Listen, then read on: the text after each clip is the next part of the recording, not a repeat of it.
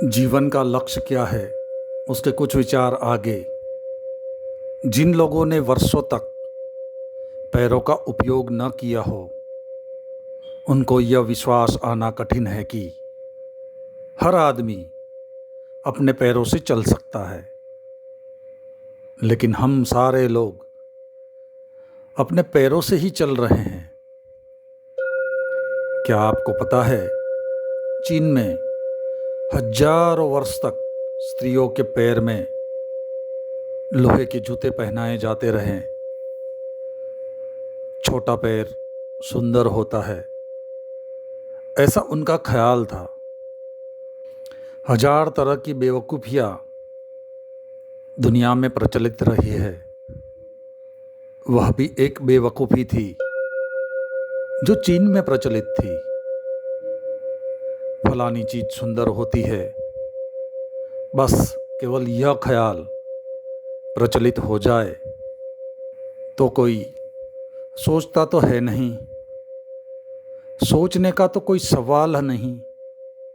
तो चीन में हजारों वर्षों तक बच्चियां पैदा होंगी और उनके पैरों में लोहे के जूते पहना दिए जाएंगे ताकि उनके पैर बड़े ना हो सके।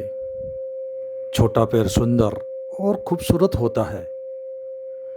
फिर जितने बड़े घर की लड़की होगी, उतना ही छोटा जूता पहनाया जाएगा, क्योंकि गरीब घर की लड़की को थोड़ा चलना फिरना पड़ता है, तो बहुत छोटे जूते नहीं पहनाए जा सकते। वह चल ही नहीं सकती। लेकिन बड़े घर की लड़कियों को तो कोई चलने फिरने का सवाल नहीं है, तो उनके पैर के जूते और छोटे होते। राजा महाराजाओं की जो लड़कियां होती, उनके पैरों का तो कहना ही क्या। वे तो चलने में और खड़े होने तक में असमर्थ हो जाती, इतने छोटे जूते होते। चीन भर की औरतों के पैर पंगु कर दिए गए, सिर्फ गरीब औरतों को छोड़कर। गरीब औरतों का सौभाग्य था कि वे गरीब थी, इसीलिए उनके पैर तो ठीक रहे। बाकी अमीरों के सबके पैर छोटे हो गए, औरतें चलना मुश्किल हो गई। चीनी औरत का चलना देखने लायक हो गया।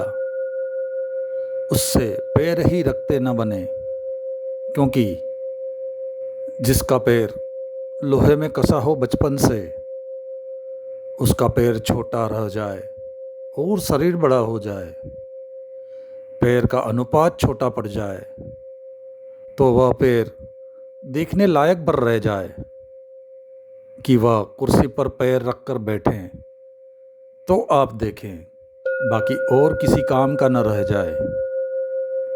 अगर उन स्त्रियों से कोई कहे कि सब स्त्रियों के पैर बड़े हो सकते हैं, सब स्त्रियां चल सकती हैं, तो वे हैरान होंगी। वे कहेंगी, सब? यह कैसे संभव है कि सब स्त्रियां चल सके अपने पैरों से? तो वे कंधे पर हाथ रखकर चलती थी। दो स्त्रियां साथ होंगे रानी के, वह कंधे पर हाथ रखकर चलेगी। खुद के पैर तो बड़े पंगु हो गए हैं। और जब पहली दफ़ा चीन में किन्हीं लोगों ने हिम्मत की और इसके खिलाफ विद्रोह खड़ा कर दिया, इसके खिलाफ भी विद्रोह करना पड़ा कि औरतों के पैर में जूते नहीं पहनाएंगे, तो बड़े उपद्रव हुए, बहुत झगड़े हुए। ऐसे लोगों को कहा गया, ये विद्रोही है, ये परंपरा के दुश्मन है, ये देश के अतीत को नष्ट कर रहे हैं, ये सारी बात बर्बाद कर देंगे, हमारी सभ्यता मिटा देंगे। हजारों साल से जो हमने नहीं किया, ये नास्तिक लड़के ऐसी बात करने को कह रहे हैं कि स्त्रियों के पैर में जूते मत पहना हो।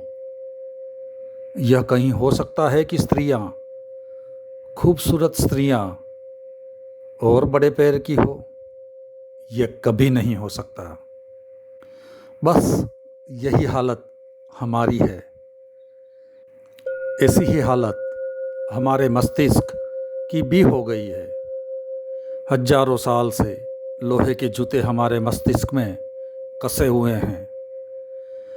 हजारों सालों से हमारे मस्तिष्क को और विचार को चलने की कोई स्वतंत्रता नहीं है। बैसाखी रखो और चलो। कृष्ण के कंधे पर हाथ रखो, महावीर के कंधे पर हाथ रखो। किसी को भी बैसाखी बना लो और चलो, लेकिन अपने पैर से मत चलना। हर आदमी कहीं अपने पैर से चल सकता है? यह तो कुछ थोड़े से सौभाग्यशाली लोगों का हक है कि वे अपने पैर से चले। सुजन फ्यू, थोड़े से चुने हुए चुनिंदे लोग जिन पर भगवान की कृपा है। इन विचारों का सारांश है कि हमारे मस्तिष्क में भी कसे हुए लोहे के जूते हैं, यानी हमें बांध के रखा है। हम नया कोई विचार, स्वतंत्र कोई विचार नहीं कर सकते हैं। इससे हमें छूटना चाहिए, नए विचार अमल में लाने चाहिए। आज बस इतना ही, बाकी अगले अध्याय में।